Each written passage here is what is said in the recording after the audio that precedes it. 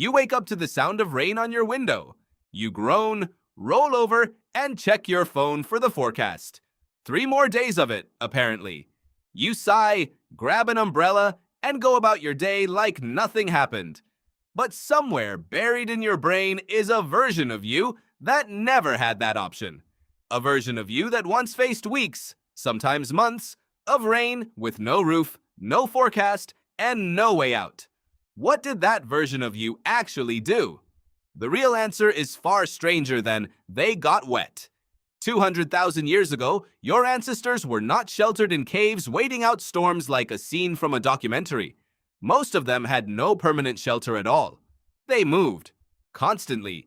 Rain was not an inconvenience, it was a variable in a much bigger, much older survival equation. Here is where it gets strange.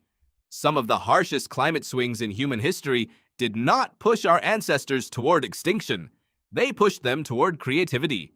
Anthropologist Rick Potts, director of the Smithsonian's Human Origins Program, calls this variability selection. His idea is simple but unsettling. Early humans were not shaped by stable, comfortable environments.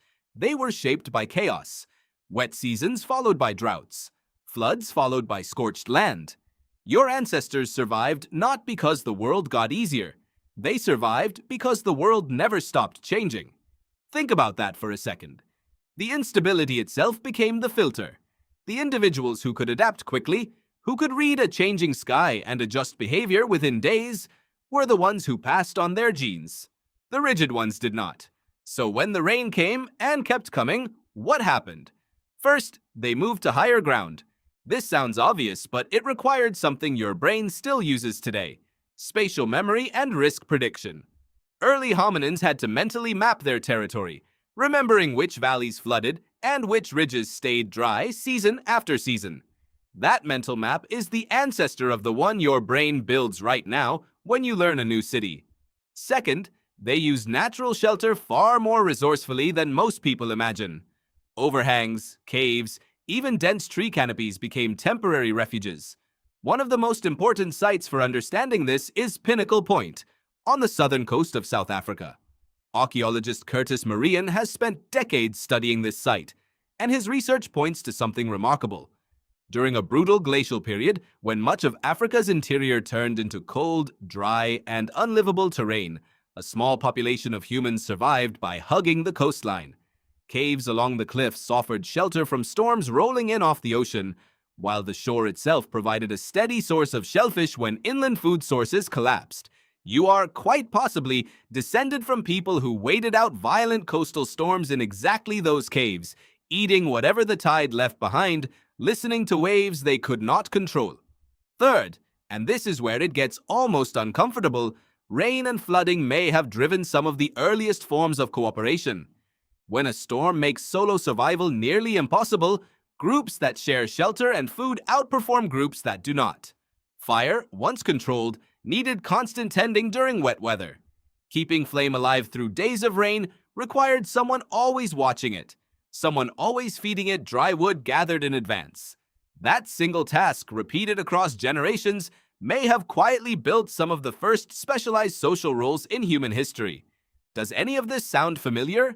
A group depending on one person's diligence so everyone else can function? You have probably lived that exact dynamic in a very different context and never once connected it to a fire pit 40,000 years ago. Now here is the twist most people do not expect. Endless rain was not always the enemy. In many regions, it was the reason your ancestors thrived at all. Archaeologist Alison Brooks, whose work focuses on human innovation during the Middle Stone Age, has pointed out that periods of dramatic climate shift, including sustained wet periods, correlate with bursts of technological complexity. New tool types, new pigment use, new long-distance trade of materials. It is almost as if hardship did not just test your ancestors, it upgraded them. Why would that be true? Consider what changes when you cannot simply walk outside and gather food the usual way. You are forced to plan ahead. You are forced to store resources. You are forced to talk to your group about what to do next, because improvising alone is no longer enough. Planning, storage, and communication are, not coincidentally, three of the most defining traits of complex human cognition. So when the rain refused to stop, it was not simply an obstacle. It was, in a strange and brutal way, a teacher. There is something else worth sitting with. Modern psychology has repeatedly shown that humans experience PR,